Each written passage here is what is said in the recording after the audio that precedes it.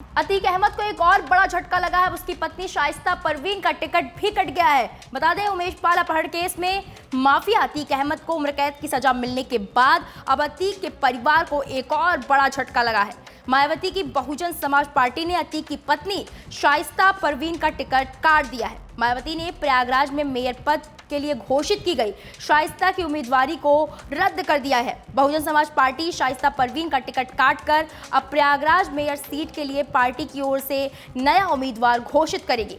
शाइस्ता का टिकट काटे जाने का औपचारिक तौर पर प्रयागराज में ही ऐलान किया जाएगा। शाइस्ता परवीन प्रयागराज में उमेश पाल शूटआउट में नामजद आरोपी भी है और वो तभी से फरार चल रही है। पुलिस लगातार इस मामले में शाइस्ता की तलाश कर रही है। वहीं दूसरी तरफ उमेश पाल अपहरण मामले में अतीक को उम्र कैद की सजा होने के बाद मायावती अब कोई रिस्क नहीं लेना चाहती हैं।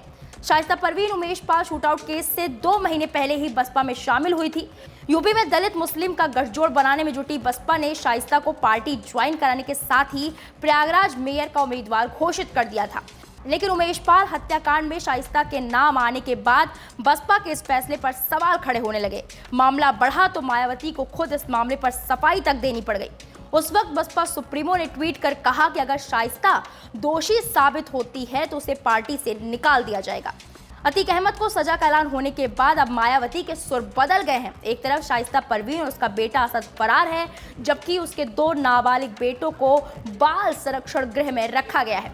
ऐसे में मायावती अब कोई रिस्क नहीं लेना चाहती हैं। मीडिया रिपोर्ट्स की माने तो शाइस्ता का टिकट काटने का बसपा 3 अप्रैल को औपचारिक ऐलान कर देगी।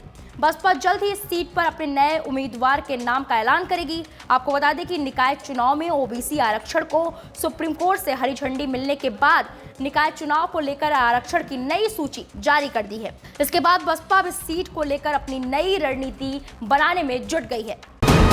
वीके न्यूज, राष्ट्र के नाम।